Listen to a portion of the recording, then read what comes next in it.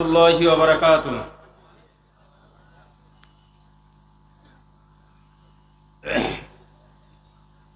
আওয়াজটা একটু আপনাদের কাছে আরো একটু বেশি চাইছি। আসসালামু আলাইকুম ওয়া রাহমাতুল্লাহি ওয়া বারাকাতুহু।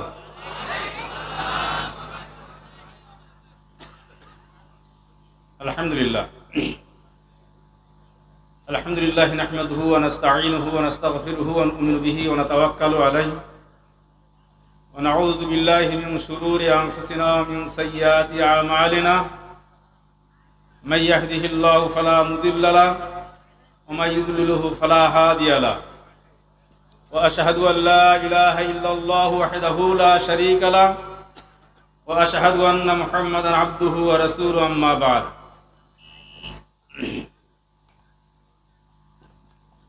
فقد قال الله تعالى في كلامه المجيد أعوذ بالله من الشيطان الرجيم بسم الله الرحمن الرحيم يا أيها الذين آمنوا اتقوا الله حق تقاته ولا تموتن إلا وأنتم مسلمون يا أيها الناس اتقوا ربكم الذي خلقكم من نفس واحدة وخلق منها زوجها وبث منهما رجالا كثيرا ونساء واتقوا الله الذي تساءلون به والأرحام إن الله كان عليكم رقيبا يا أيها الذين آمنوا اتقوا الله وقولوا قولا سديدا يصلح لكم أعمالكم ويغفر لكم ذنوبكم ومن يطع الله ورسوله فقد فاز فوزا عظيما فقد قال الله تعالى في كلامه المجيد أفتؤمنون ببعض الكتاب وتكفرون ببعض فما جزاء من يفعل ذلك إلا خزي في الحياة الدنيا ويوم القيامة يردون إلى أشد العذاب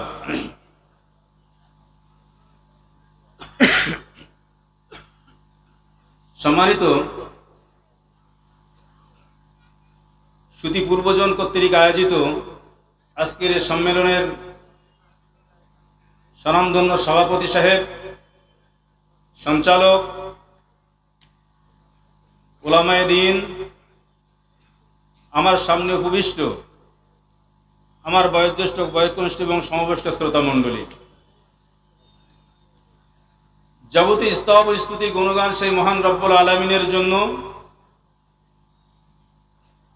যে মহান রব্বুল আলামিনের প্রশংসা অনাদি অনন্ত কাল ধরে শেষ করা যায়নি, যাচ্ছে না এবং যাবে না। বর্তমান ধারাপৃষ্ঠে অর্থাৎ এই পৃথিবীতে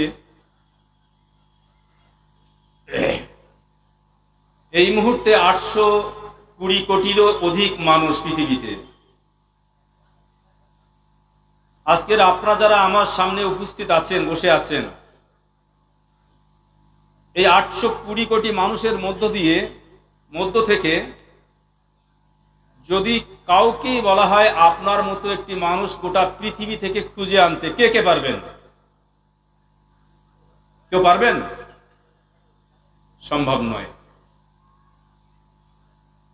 আমরা যদি একটি একটি করে বিষয়ে, শুধু আমার চেহারায় নয়, কণ্ঠেতে নয়, চিন্তা চেতনায় নয়, মেধাতে নয়, মানসিকতায় নয়, একটি একটি করে পর্যালোচনা করলে কোনো একটি অঙ্গের সাথে অন্য অঙ্গের মিলবে না।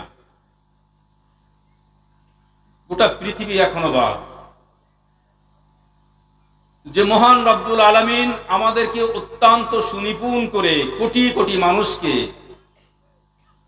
আলাদা আলাদা চিন্তা চেতনা মেধা প্রজ্ঞা দিয়ে সৃষ্টি করেছেন, আমরা যদি বিদ্যাঙ্গুলির এই ছাপটা নিয়ে শুধু পর্যালোচনা করি, এই পৃথিবীর কারোর সাথে কারোর মিলবে না। আমার চোখের রেটিনার সাথে যদি আমি তুলনা করি, কোথাও পৃথিবীর কারোর সাথে মিলবে না। আমি আমার চুলের উপাদান যদি নিয়ে পর্যালোচনা করি, পৃথিবীর কারোর সাথে মিলবে না। তিনি এমন একজন স্রষ্টা, প্রকৃত অর্থে তার প্রশংসা করে আমরা শেষ করতে পারছি না, পারিনি এবং আগামীতেও পারবো না। অতএব সংক্ষিপ্ত পরিসরে সেই মহান সত্তার নিমিত্তে আমরা তার প্রশংসা জ্ঞাপন করি, সবাই বলে আলহামদুলিল্লাহ। অতঃপর মানবতার শ্রেষ্ঠ মহামানব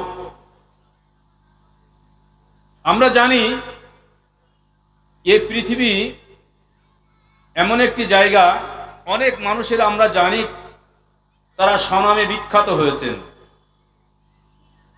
কিন্তু গোটা পৃথিবীতে মানবতার কল্যাণে এক এবং একক ব্যক্তিত্ব যিনি, তার সমতুল্য গোটা পৃথিবীর কোনো মানুষের সাথে যিনি তুলনীয় নয়। যদি বিচার বিশ্লেষণ করা হয় তাহলে অনায়াসে আমরা বলতে পারি জন্মের শুরু থেকেই, অর্থাৎ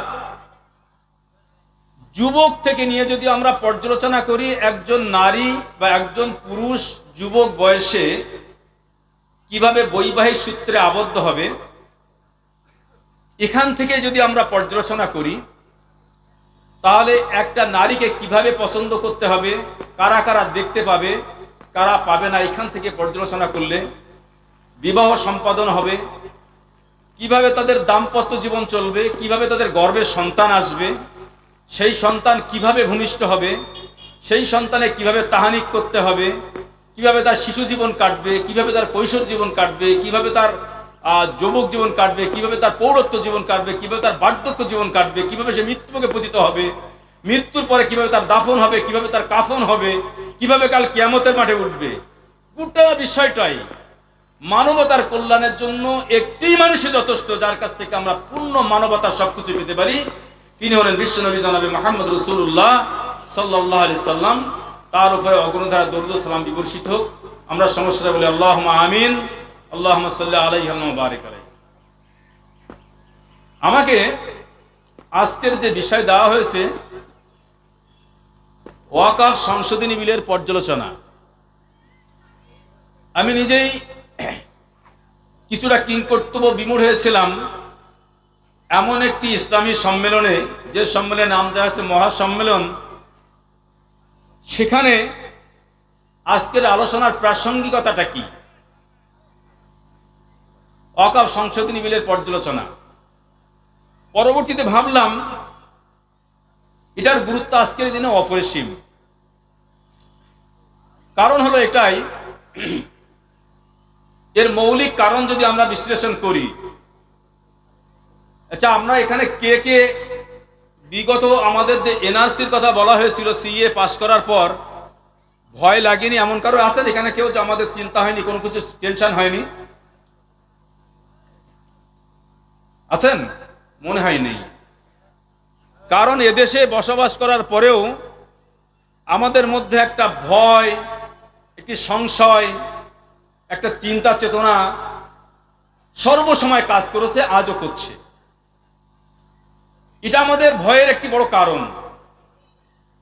যুগ যুগ ধরে এখানে বসবাস করছি, হিসাব করলে দেখা যাবে এই ভারতবর্ষের স্বাধীনতার জন্য যারা 190 বছর ধরে গোলামিতে আমাদেরকে আবদ্ধ করে রেখেছিল, যে ইংরেজ, যারা এদেশে কতিপয় মানুষেরা এসে কোটি কোটি মানুষের উপরে শাসন ক্ষমতা চাপিয়ে দিয়েছিল,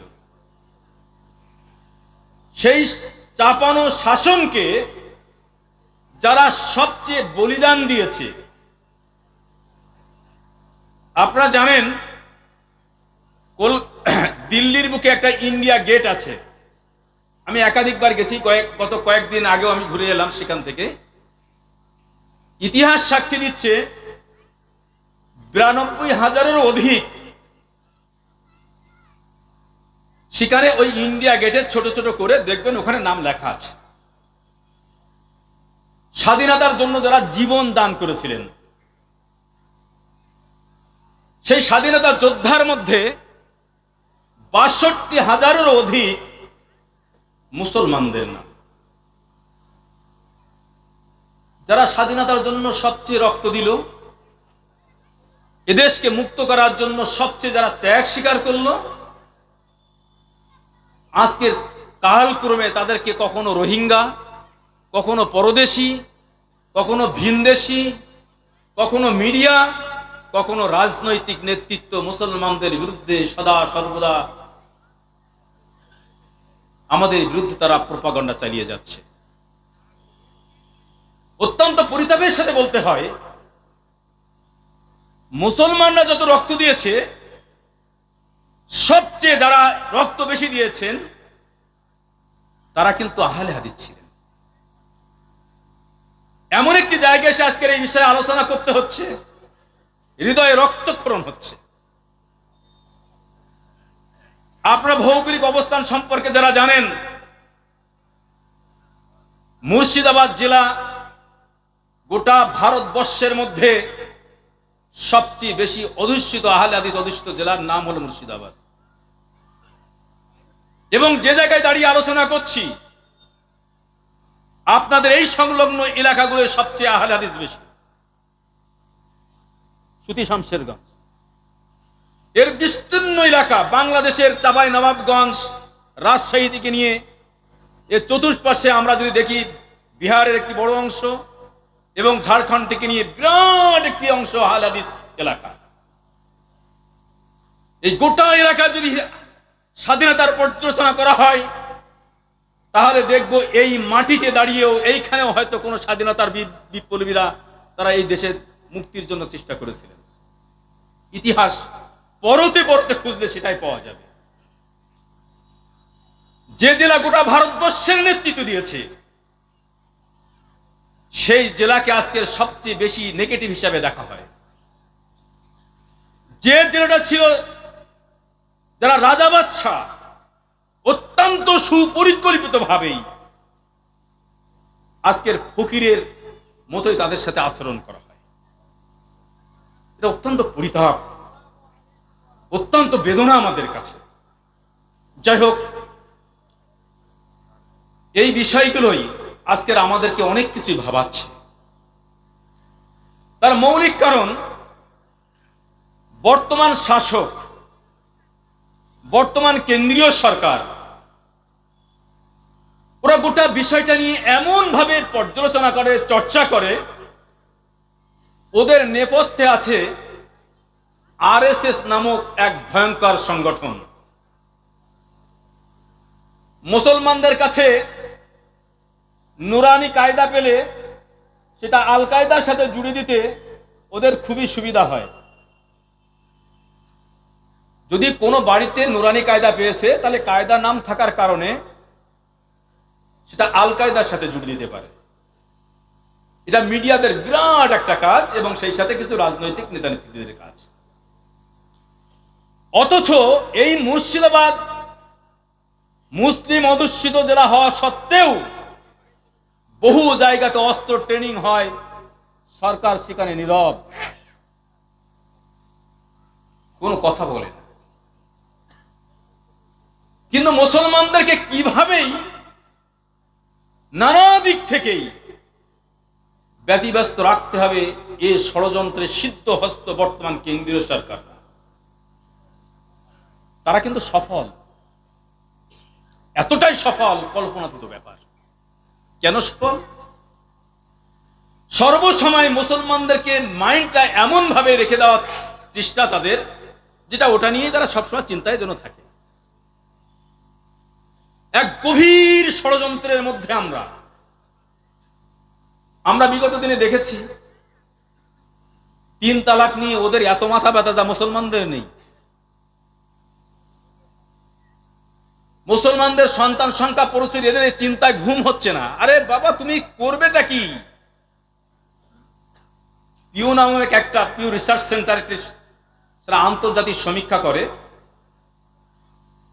তারা বলছে বর্তমান প্রায় কাছাকাছি সারা পৃথিবীতে মুসলমানদের সংখ্যা প্রায় 200 কোটি কাছাকাছি পৌঁছে গেছে। সবচেয়ে বেশি আছে খ্রিস্টানরা। পিউ রিসার্চ সেন্টার আন্তর্জাতিক একটি সংস্থা বলছে, আগামী দিনে, আগামী 2050 সালে মধ্যে গোটা পৃথিবীতে সবচেয়ে মুসলিম সংখ্যা বেশি হবে। তুমি কিভাবে আটকাবে? কিন্তু তাদের প্রোপাগান্ডা এবং সেখানে রিসার্চ সেন্টার থেকে দেখানো হয়েছে এতভাবে ইসলাম গ্রহণ করছে মানুষ, যা কল্পনাতীত ব্যাপার। বিরাট সংখ্যক মানুষ ইসলাম কবুল করছে। তুমি কোন পথ দিয়ে আটকাবে ইসলামকে? তবুও তারা চিন্তা করছে, চিন্তা ভাবনা সর্বসময় মুসলমানদেরকে কিভাবে আটকানো যায় সেই দিকে তারা ব্যস্ত থাকতে পারে। তেমনই একটি বিল তারা নিয়ে এসেছে, ওয়াকাফ বিল, যেটা আপনাদেরকে আজকের আলোচনার বিষয়। প্রথমে ওয়াকাফ বিষয়ে আমাদের একটু ধারণা থাকা দরকার। ওয়াকাফ কাকে বলে, ওয়াকাফটা কি? আবিধানিক একটি অর্থ হল এই থামিয়ে দেওয়া, রুখে দেওয়া। আর পারিভাষিক যে অর্থটা আমরা নিতে পারি সেটা হলো কোনো ব্যক্তি ইসলামের জন্য, দাতব্যের জন্য, এতিমখানার জন্য, মসজিদের জন্য, কবরস্থানের জন্য, জাতির উন্নতির জন্য বিভিন্নভাবেই যারা স্থাবর হোক অস্থাবর হোক, যারা জমি হোক বা বিভিন্ন কিছু দান করে গেছেন তাকে মূলত ওয়াকাফ বলে। যারা আল্লাহ সন্তুষ্টির জন্য, জাতির বৃহত্তর স্বার্থে দান করে গেছে, সেটা হতে পারে কবরস্থান, হতে পারে সেখানে মসজিদ নির্মাণ, হতে পারে সেখানে মাদ্রাসা নির্মাণ, হতে পারে সেখানে ঈদগাহ, হতে পারে দোকানপাট, সেখান থেকে ইনকাম, বিভিন্নভাবে এটা দান করে গেছে। সেই সম্পদটাই হলো মূলত ওয়াকাফ সম্পদ। এর ইতিহাস যদি পর্যালোচনা করেন তাহলে দেখবেন ইসলামের সূচনা লগ্ন থেকেই এই সিস্টেমটা ইসলামে চালু আছে। এই সিস্টেমটা চালু আছে পরম্পরায়। আস্তে আস্তে আমরা যদি ভারতবর্ষের দিকে তাকাই তাহলে দেখব মোহাম্মদ ঘুরি তিনি অনেক সম্পদ দান করেছিলেন বলে ইতিহাস থেকে জানা যায়। তৎপরবর্তীতে বিভিন্ন ব্যক্তিরা যখন দান করেছেন বিরাট এক সম্পদ, এই সম্পদকে রাষ্ট্রীয়ভাবে একত্রিত করার চেষ্টা যারা করেছিলেন, যারা এদেশের সবচেয়ে বেশি শত্রু ছিল মুসলিমদের, সেই ইংরেজরাই এদেশে প্রথম ওয়াকাফ বোর্ড তারা তৈরি করে। সালটা ছিল 1913 সালে সর্বপ্রথম ইংরেজ শাসকরাই ওয়াকাফ বোর্ডকে তারা স্বীকৃতি দেন। একটা বোর্ড তৈরি করেন, সেই বোর্ডের মাধ্যম দিয়ে গোটা সম্পদকে তারা একত্রিত করেন। তারা সেই বোর্ডের নাম দিয়েছিলেন দ্য মুসলমানস ওয়াকাফ ভ্যালিডিটি অ্যাক্ট 1913 সালে। তৎপরবর্তীতে ওই একই শাসক 1923 সালে ওই আইনটাকে আবার কিছুটা মডিফাই করে সেটাকে ওই ওয়াকাফ নাম রেখে, দা মুসলমান অ্যাক্ট নাম রেখে 1923 সালে আবার সংশোধন করে। তৎপরবর্তীতে 1947 সালে যখন ইংরেজরা আর এদেশে থাকতে পারলেন না, দেশ ছেড়ে চলে গেছিলেন, আপনারা জানেন 1947 সালে 15 আগস্ট। তার কিছুদিন পর 1954 সালে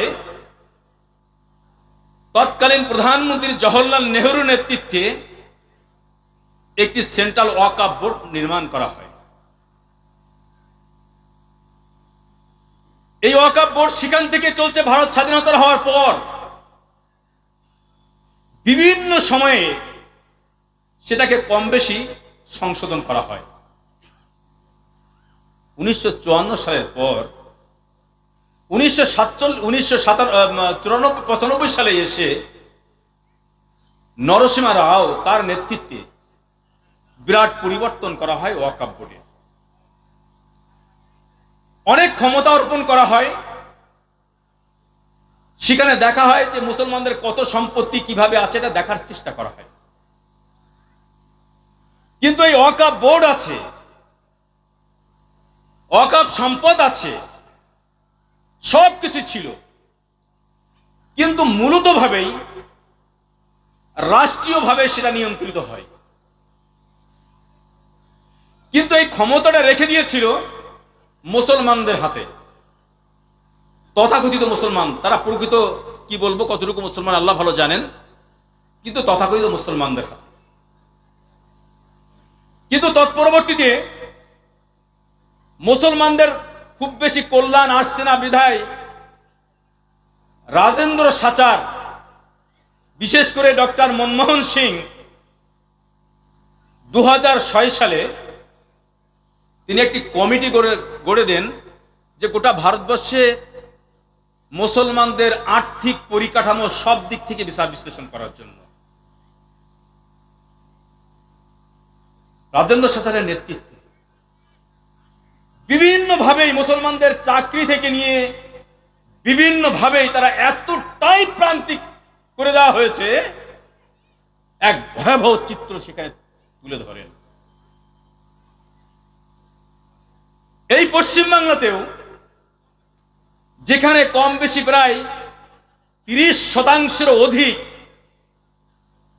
মুসলমান বাস করে, আর সেখানে তখন চাকরি মাত্র 1%, সামান্য এক ভয়াবহ চিত্র তিনি তুলে ধরেন।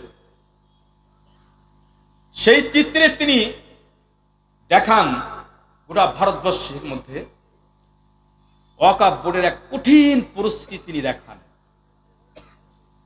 পর্যালোচনা করে দেখা যায় গোটা ভারতবর্ষের যে রাষ্ট্রীয়ভাবে ওয়াকফ সম্পত্তি নির্ধারিত পরিচালিত হচ্ছে, সেই সম্পদ বিরাট এক সম্পদ। সেই সম্পদের পরিমাণ 9,40,000 একর। 9,40,000 একর। আমরা জানি 3 বিঘাতে 1 একর হয়, সাধারণভাবে এটাই জানি। অর্থাৎ জমি তখন দেখা যায় যে ওয়াকফ বোর্ডের কাছে জমি আছে 28,20,000 বিঘার মতো জমি। এত বৃহৎ জমি গোটা ভারতবর্ষের মধ্যে। শুধু রাষ্ট্রীয়ভাবে যেগুলো নিয়ন্ত্রণ হচ্ছে সেগুলোকে দেখিয়েছেন তিনি। তিনি বলছেন যদি এই সম্পদটার বর্তমান বাজার মূল্যে সঠিক অর্থ বোর্ডের কাছে আসে, তাহলে প্রতি বছরে 12,000 কোটি টাকা আসবে। 12,000 কোটি টাকা। 12,000 কোটি টাকা। কিন্তু ওই সালেই মাত্র ওয়াকফ বোর্ড থেকে এসেছে 163 কোটি টাকা। কোথায় 12,000 কোটি আর কোথায় মাত্র 163 কোটি টাকা? অত্যন্ত পরিতাপের সাথে বলতে হয়, পশ্চিম বাংলাতে দেখানো হলো 1,48,200 প্রপার্টি আছে পশ্চিম বাংলাতে। তারা দেখালেন 1,48,200 প্রপার্টির মধ্যে আনন্দবাজার খবর করেছিল যদি এখানে সঠিকভাবে ওয়াকফের সম্পত্তি থেকে ইনকাম করা হয়, তাহলে বছরে 900 কোটি টাকা আসা সম্ভব। কিন্তু আপনি অবাক হয়ে যাবেন, কলকাতাতে যেখানে গোটা পশ্চিম বাংলাকে চালানো হচ্ছে, রাজভবন আপনারা জানেন, যেখানে রাজ্যপাল থাকেন, সম্পদটা মুসলমানদের, ওয়াকফ সম্পদ। যারা কলকাতা সম্পর্কে জানেন, ওর পাশে আছে ইডেন গার্ডেন। ইডেনের মাঠে খেলা হয় ক্রিকেট খেলা, আপনারা জানেন। ইডেন গার্ডটা মুসলমানদের। ওর পাশে আছে মোহামেডান ক্লাব, মুসলমানদের। ইস্ট বেঙ্গল ক্লাব, মুসলমানদের। রেড রোড, মুসলমানদের। ফোর্ট উইলিয়াম, মুসলমানদের। ময়দানের বিরাট একটা অংশ মুসলমানদের। গল ক্লাব, মুসলমানদের। খিদিরপুর ডক, মুসলমানদের। এক বৃহৎ সম্পদ। 2555 বিঘা জমি কলকাতার মতো জায়গাতে 1999 সাল পর্যন্ত ভাড়া দিয়েছে মাত্র 159 টাকা করে।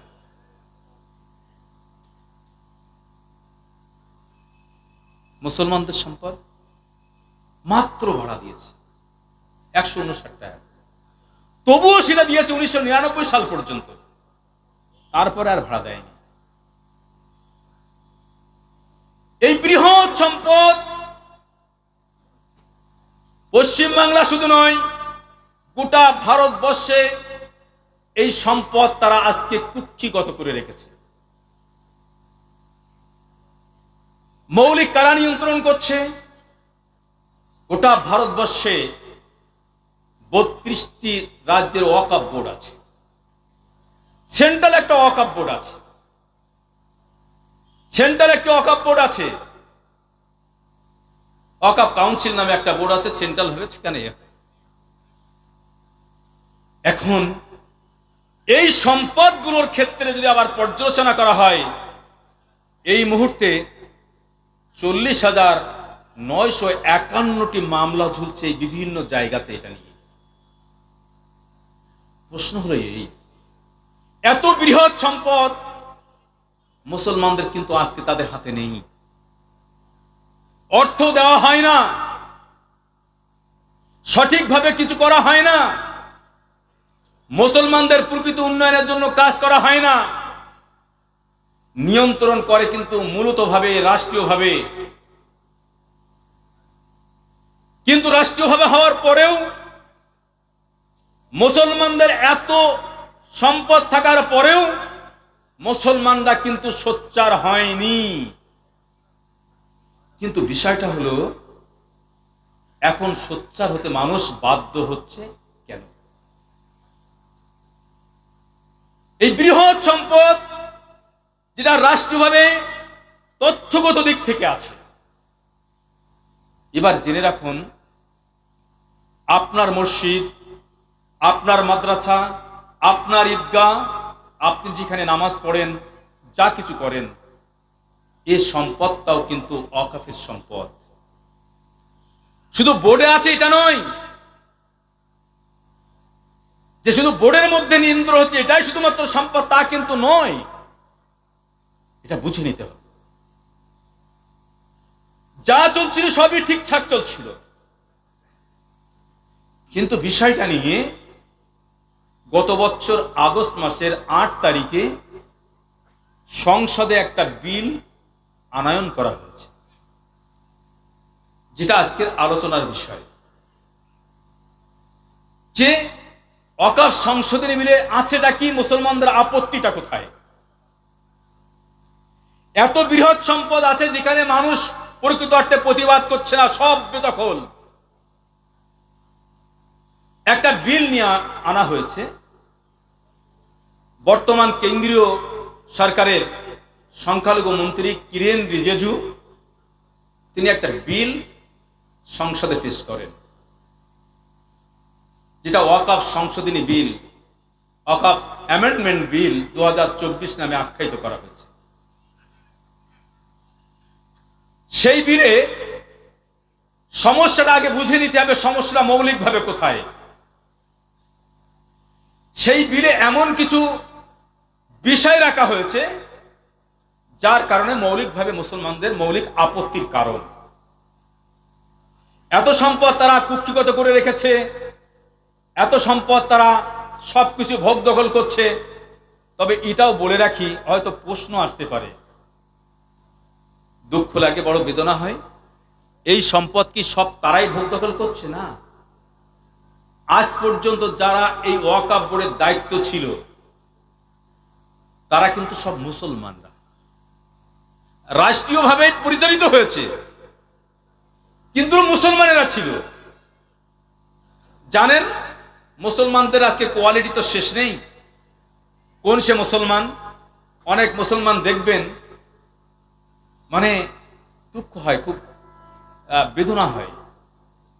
ইসলামের মৌলিক কনসেপ্ট ছিল এই তাওহীদ, একত্ববাদ। আর আজকের যে মুসলমানগুলোর মাথার উপরে বসানো হয়েছে, তারা মুসলমান না অন্য কিছু আমরা ভাবতে পারি না। তারা পূজাও উদ্বোধন করবে, আবার মসজিদেও বড় বড় দায়িত্বে থাকবে, মাদ্রাসার বড় বড় কমিটির হোতা তারা। আবার তারাই বড় মুসলমান।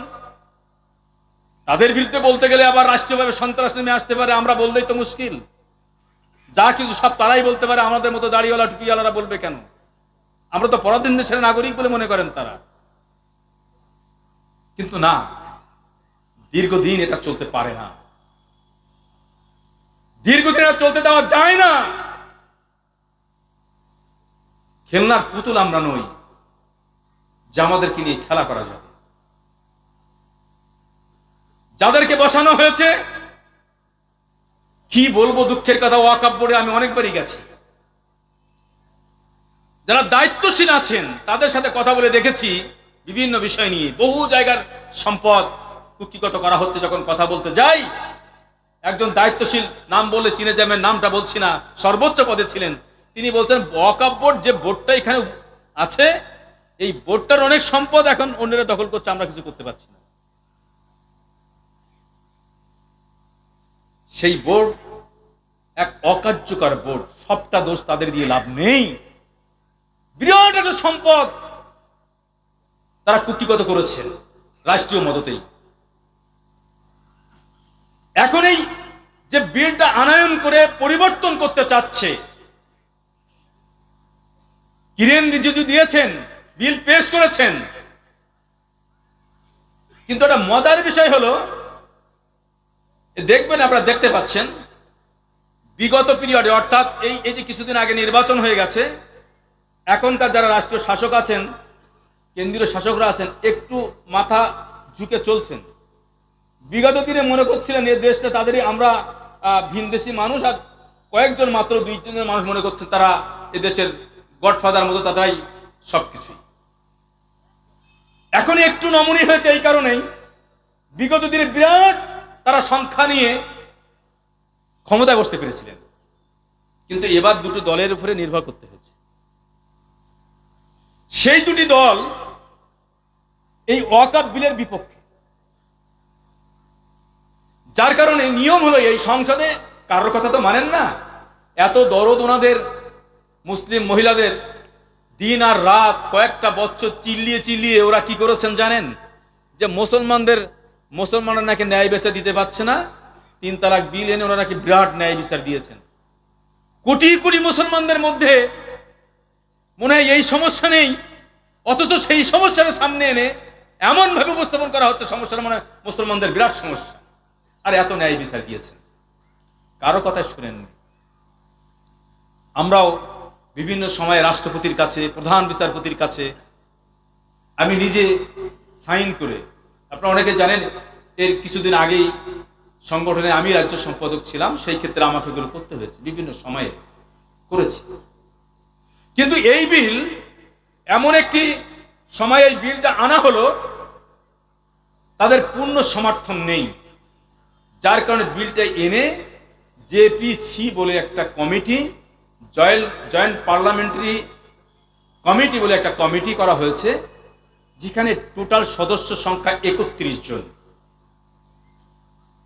অধিকাংশ বিজেপি। রাজ্যসভা থেকে 10 জন, 11 জন লোকসভা থেকে নিয়ে একটা জেপিসি কমিটি তৈরি করে দেওয়া হয়েছে।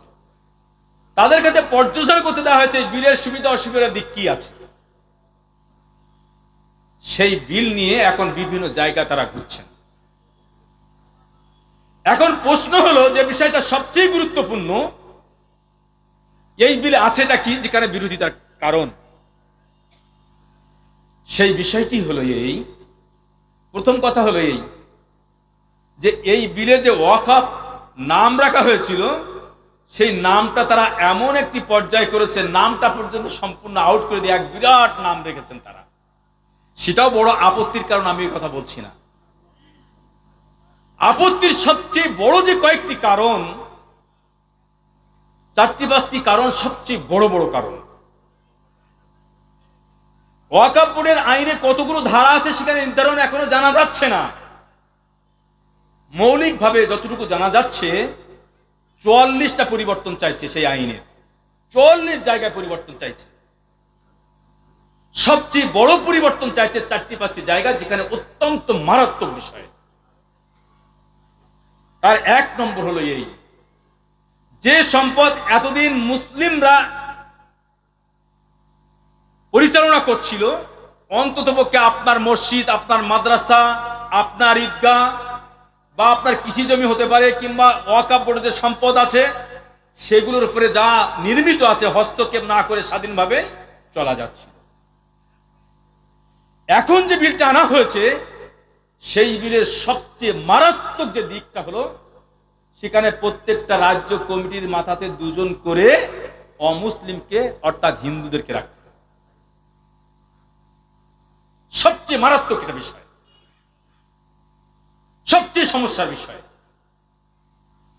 এই সমস্যার সাথে সাথে আরো যে গুরুত্বপূর্ণ বিষয় সেটি হলো, এই বিলের সর্বোচ্চ ক্ষমতা দেওয়া হচ্ছে সেই জেলার কালেক্টর অর্থাৎ ডিএম এর কাছে দায়িত্বটা দেওয়া হচ্ছে। কোন মামলা নিষ্পত্তি করার ক্ষেত্রে দায়িত্ব দেওয়া হচ্ছে একদিকে দুইজন যখন কমিটির মধ্যে বসানো হচ্ছে, স্টেটের কমিটির মধ্যে বসানোর পরিকল্পনা করা হয়েছে, আর সাথে সাথে আবার ডিএম এর কাছে দায়িত্ব হস্তান্তর করা হচ্ছে। তিনি সেটা যদি কোনো মামলা হয় বা কোনো রকম আপত্তি হয় তাহলে নির্ধারণ করবেন যে জমিটা ওয়াকফ কিনা। অর্থাৎ আপনি যে মসজিদটা এতদিন নামাজ পড়ছেন সেই মসজিদে এমন হতে পারে মাঝে মাঝে মুসলমানরা লিখছে না, আমি দেখলাম কিছু কিছু হিন্দু ভাইরাও লিখছে যে এতদিন জানতাম আমাদের দেবতারা এত পরাক্রমশালী দেবতা ছিলেন যে তারা পাহাড় উড়িয়ে নিয়ে যেতেন, নদী উড়িয়ে নিয়ে যেতেন, ব্রিজ উড়িয়ে নিয়ে যেতেন, অনেক কিছু করতেন। আর এখনকার দেবতারা সেই সময় এমন অক্ষম দেবতার পাল্লাই আমরা পড়েছি যে সব মসজিদের তলাতে চলে যাচ্ছে, আর উঠতে পারছে না। এটা আমার কথা নয়, ফেসবুকগুলো খুলবেন দেখবেন যে মসজিদের নিচে আটকা পড়ছে কেন, আর মসজিদটাকে উড়িয়ে নিয়ে যেতে পারেননি দেবতারা। কি করছে আপনারা জানেন তো? আমাদের বাবরি মসজিদের ইতিহাস দীর্ঘদিন 1992 সালে মসজিদটি ভাঙা হলো, তার নিচে কি আছে এটাকে খুঁড়তে খুঁড়তে খুঁড়তে খুঁড়তে কত মাইল গেছিল তা ঠিক নাই। যেদিন রায়টা বার হচ্ছে আমি সহ নয়, গোটা পৃথিবীর মানুষ মনে হয় সেদিন টিভির সামনে বা বিভিন্নের সামনে বসেছিলেন যে রায়টা কি হবে একটু দেখব। আমি অবাক বিস্ময়ে সেদিন বসেছিলাম, খবরের মানে রায়টা যখন পুরো শোনানো হচ্ছে তখন শুনছিলাম। যতগুলো রায়টা আসছে, যত সময় পড়ছে, সব জায়গাতে মনে হচ্ছে তো মুসলমানদের পক্ষে রায় চলে যাচ্ছে। শেষে যখন হঠাৎ রায় দিলেন, বলে একটা বিশ্বাসের উপরে রায়, আইনের রায় দিতে পারলাম না। বুঝতে পারছেন?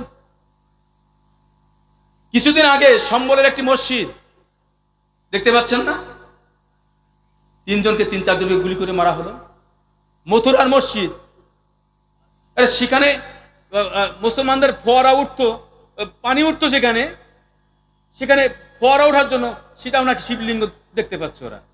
আরে ভাই, তোমরা যারা মসজিদে নিচে খুঁজছো, গোটা পৃথিবীতে মুসলমান কোনো অমুসলিমদের জায়গায় মসজিদ করতে পারে না। ঠুনকো ইবাদত, মাবুদের ইবাদত মুসলমানরা করে না। গোটা পৃথিবীর চ্যালেঞ্জ দিচ্ছি আমরা, একটা মসজিদ যদি প্রমাণ করা যায় যে একটা অমুসলিমের জায়গায় করেছে। দেশ স্বাধীন হয়েছে বাংলাদেশ, বিভিন্ন মুসলমান দেশ আছে যারা রাষ্ট্র ক্ষমতায় আছে। আপনাদের কাছে আমাদের অনুরোধ, এখান থেকে আপনাদের কাছে বার্তা বাড়তে চাইছি, আপনাদের কমিটির লোকজন থাক, আমরাও সেখানে থাকবো। গোটা পৃথিবীতে মুসলিম দেশগুলো চলেন, 57টা দেশ মুসলমান এক রাষ্ট্র ক্ষমতায় তারা আছেন, এবং বেসরকারি ভাবে বলা যায় যে 65টা দেশের মালিক মুসলমানরা। কোন দেশের একটি মসজিদ অমুসলিমদের জায়গায় তৈরি করবে? মুসলমানরা নামাজ পড়বে, যদি পৃথিবীতে একটা মসজিদও না থাকে, মুসলমানদের নামাজ পড়া আটকাবে? যদি আপনি আমাদের নামাজ পড়তে না দেন, ওযু করার শক্তিও যদি না দেন, কোন একজন মুসলমানকে নামাজ পড়া আটকাতে পারবে? যে মুসলমানদের পৃথিবীর কোন এ দিয়ে আটকানো যায় না। আমার দেহ অপবিত্র এমন পরিস্থিতিতে আমার কোনো বিকল্প নেই, আমার নামাজ মাপ নেই, আমার নামাজ সেখানে পড়তে হবে, আমি পাতালে থাকি আর আসমানে থাকি। সুতরাং একটা মুসলমান মসজিদ তৈরি করবে আর হিন্দুদের জায়গার উপরে, দেবতার নিচে, এটা অকল্পনীয় ব্যাপার, অসম্ভব ব্যাপার। যাই হোক, এগুলো তারা খুঁজছে।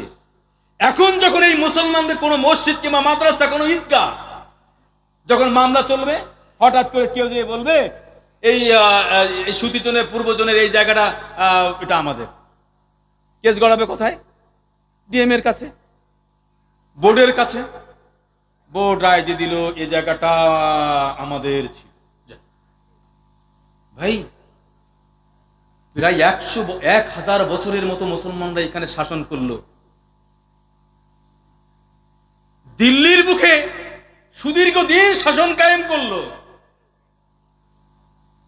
তারা যদি চাইতো ওই মসজিদগুলো তৈরি করা নয়, যদি ধরে ধরে ইসলামের প্রতি শাসক যদি চাইতো, তাহলে পারতো না? 1000 বছরের মুসলমানরা যদি চাইতো, তাহলে কিন্তু তারা পারত এটাকে কিন্তু করার। কিন্তু মুসলমান শাসকরাকে তা চাননি, আজও পর্যন্ত চাননি, চায় না কোনো মুসলমান। যাই হোক, এগুলো আজকের মুসলমানদেরকে বিভিন্নভাবেই, রাষ্ট্রীয়ভাবেই মুসলমানদের কাছকে করে রাখার চেষ্টা করা হচ্ছে। যাই হোক, দুটো বিষয় বললাম, এছাড়া আরো কিছু বিষয় আছে যেগুলো অত্যন্ত ভয়ঙ্কর। যেমন, একজন মুসলমান ওয়াকফ করতে পারবে সম্পত্তি, সেখানে বিধান রাখা হয়েছে কমপক্ষে 5 বছর তার ধর্মচর্চা করতে হবে। যে ধর্মচর্চা বলতে আপনি কি বোঝাতে চাইছেন? মুসলমান এমন যখন বলবে যে দাঁড়িয়ে নেই, তাহলে সম্পদ হবে না, নামাজ পড়ে না, হবে না। আপনি তো আইনটা আপনি তৈরি করছেন। সুতরাং 5 বছর তার ধর্মচারণ করতে হবে, তারপরে তার সম্পদ দান করতে পারবে। এমনকি তাদের ইচ্ছার মতো, কি বলবো, অনেক কথায় কথা বেড়ে যাবে। যারা মুসলমানদের কয়েকটা সম্প্রদায় আছে, তাদের খুব লেজুর ধরে আছে, যারা আমরা জানি না। বহরা একটা সম্প্রদায়, আগাখানি একটা সম্প্রদায়, বোর্ডের মধ্যে তাদেরকেও রাখতে হবে, ওটা তাদের শর্ত। সম্পদ মুসলমানদের, নিয়ন্ত্রণ করবে মুসলমানরা, আর ওদেরই কর্তৃত্ব থাকবে। এটা কিভাবে হতে পারে? কিভাবে এটা হতে পারে? এটা অসম্ভব ব্যাপার, অকল্পনীয় ব্যাপার। পরিশেষে যে কথা বলতে চাই সেটা হলো এই, আফসোস লাগে, বড় বেদনা হয়। যদিও এটা আমরা পক্ষে নই, তবুও বলতে হয়। কিছুদিন আগে উত্তরপ্রদেশে কানোয়ার বলে একটা যাত্রা, ওদের কোন দেবতা কি আমি ঠিক জানি না, যাই হোক একটা যাত্রা হয়। সেই যাত্রা পথে মুসলমানদের দোকানকে খুলতে দেওয়া হবে না, তাদেরকে ঢেকে দিতে হবে। কোন মুসলমানের দোকান থাকবে না, যে যাত্রা পথে কোন মুসলমানদের দোকান থাকবে না।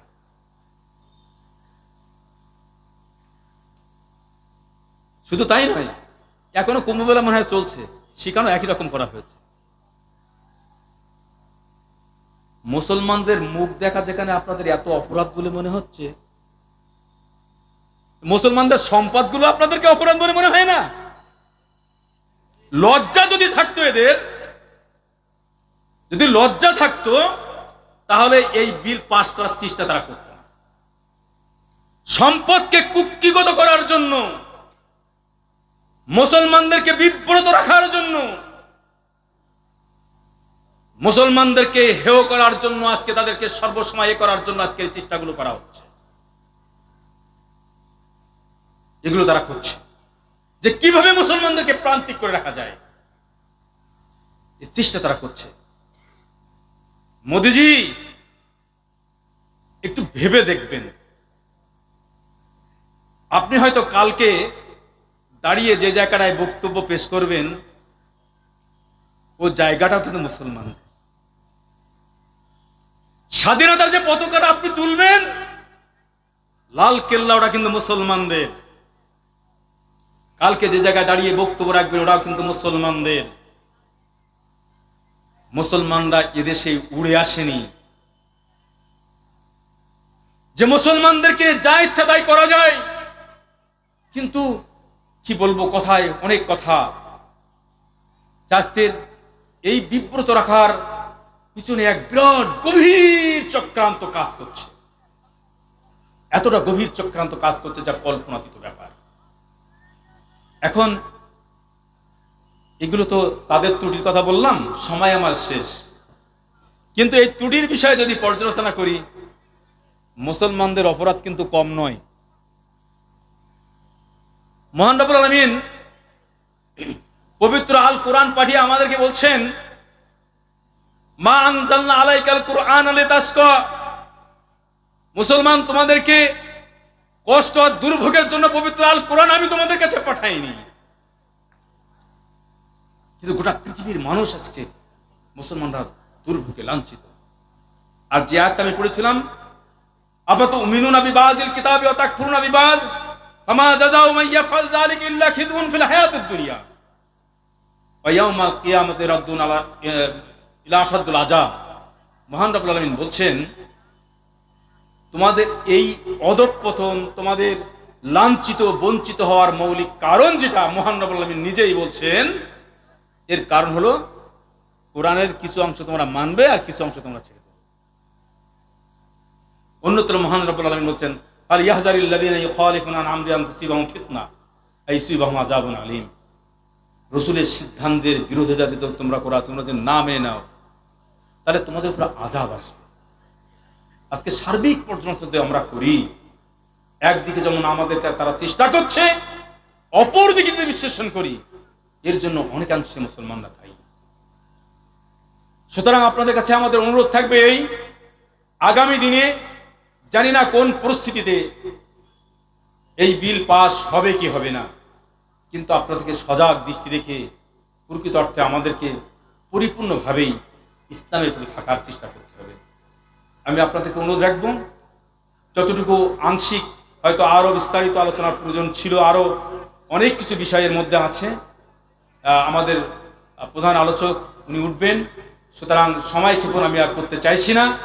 আপনাদের কাছে আমাদের অনুরোধ, আগামী দিনে সার্বিকভাবে জাতির বৃহত্তর স্বার্থে জাতীয়ভাবে যদি কোনো রকম দাওয়াত বা কোনো কিছু আসে, সেটা আমাদেরকে ভেবে দেখতে হবে, এবং সাথে সাথে আমাদেরকে যে দায়িত্ব কর্তব্য যেটা আমরা করতে পারি, সেটা হলো পবিত্র আল কোরআন এবং সহিহ সুন্নাহ আমাদের সার্বিক জীবনে বাস্তবায়ন করতে হবে। তাহলে আমরা দেখব এমন একটা দিন আসতে পারে যেটা তাদের চিন্তার উদ্রেক হতে পারে, এবং আমাদের উপরে যে স্টিম রোলার চলছে সেটাকে আমরা পরিত্রাণ পেতে পারি। আল্লাহর কাছে দোয়া করবো, আল্লাহ তুমি আমাদেরকে সার্বিকভাবে পবিত্র কোরআন এবং সহিহ সুন্নাহর উপরে চলার তৌফিক দান করো, আমিন। এবং আমরা যেন সার্বিকভাবে কোরআন সহিহ সুন্নাহ মেরে আমরা যেন মৃত্যুবরণ করতে পারি, সেই তৌফিক তুমি আমাদেরকে দান করো। কথা বলে আমি আমার সংক্ষিপ্ত আলোচনা এখানে শেষ করছি। ইয়া আইয়ুহাল্লাযীনা আমানু সাল্লু আলাইহি ওয়াসাল্লিমু তাসলিমা। আল্লাহুম্মা সাল্লি আলা মুহাম্মাদ ওয়া আলা আলি মুহাম্মাদ কামা সাল্লাইতা আলা ইব্রাহিম ওয়া আলা আলি ইব্রাহিম ইন্নাকা হামিদুম মাজিদ। আল্লাহুম্মা বারিক আলা মুহাম্মাদ ওয়া আলা আলি মুহাম্মাদ কামা বারাকতা আলা ইব্রাহিম ওয়া আলা আলি ইব্রাহিম ইন্নাকা হামিদুম মাজিদ। ইবাদাল্লাহ ইয়াহমুকুমুল্লাহ, ইন্নাল্লাহা ইয়া'মুরু বিল আদলি ওয়াল ইহসান ওয়া ইতা'i যিল কুরবা ওয়া ইয়ানহাউনা আনিল ফাহশাই ওয়াল মুনকারি ওয়াল বাগি ইয়া'iযুকুম লা'আল্লাকুম তাযাক্কারুন। ওয়াযকুরুল্লাহা ইয়াযকুরকুম ওয়াদউহু ইস্তাজিব লাকুম ওয়া লা যিকরুল্লাহি তাআলা আলা ওয়া জাল্লু মুহাম্মাদ।